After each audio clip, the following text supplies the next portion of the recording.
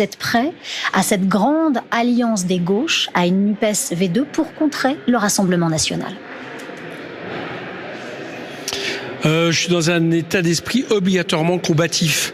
Parce que M. Macron vient de nous léguer la pire chose, c'est-à-dire la possibilité que l'extrême droite gouverne ce pays. Et nous sommes dans les seuls qui pouvons aujourd'hui l'en empêcher. M. Macron et son camp sont discrédités, archi-battus. Leur programme également. Donc seule une gauche, mais rassemblée sur un programme de rupture, était en capacité d'empêcher le pire, qui serait absolument historique. Jamais l'extrême droite n'a gouverné ce pays dans le cadre de la République. Je mets Vichy en dehors.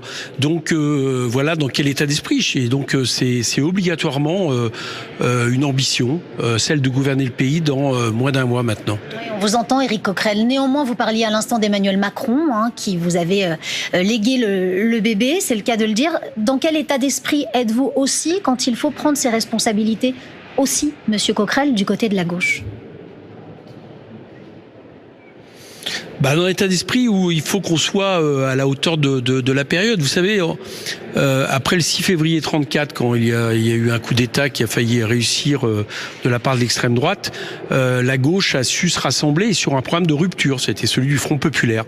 Il faut qu'on soit au rendez-vous de l'histoire parce que on peut gagner à partir du moment où on rassemble la gauche politique, la gauche sociale, la gauche écologiste, tous ceux aussi qui nous ont fait confiance dans les urnes ce week-end de manière assez inédite. Je pense aux habitants des quartiers populaires, je pense à la jeunesse. Voilà, il faut qu'on soit capable de prendre de mener l'offensive, le pas pour espérer être majoritaire. Donc moi je vois pas d'autre solution, mais il y a une condition, c'est que ça peut pas se faire sur un filet tiède, ça peut pas se faire sur une gauche qui renouerait avec celle de Monsieur Hollande, ça ne peut être que sur un programme de rupture.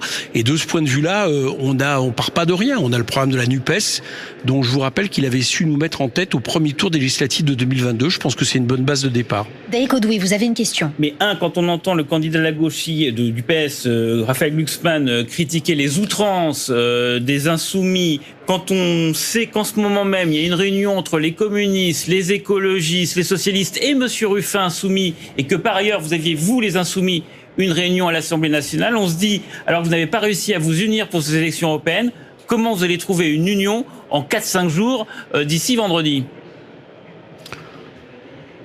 Vous n'êtes pas très bien informé, on n'avait pas de réunion à l'Assemblée nationale. Écoutez, je vais vous dire une chose, je crois de toute façon que il pourra pas y avoir de victoire de la gauche sans, la force qui reste la force propulsive, quoi qu'on en pense, qui a fait son meilleur résultat aux européennes de toute l'histoire. Et j'entends ce que vous dites de M. Glucksmann, j'ai pas entendu tout à fait le même discours de la part de M. Faure, donc il va falloir qu'il clarifie de ce point de vue-là. La gauche ne peut pas revenir dans les errances du passé. Les errances du passé, c'est M. Hollande qui nous a amené M. Macron, et M. Macron qui risque maintenant de nous amener l'extrême droite. Donc il faut qu'elle soit basée sur, un programme social, un programme écologiste, un programme aussi au niveau international.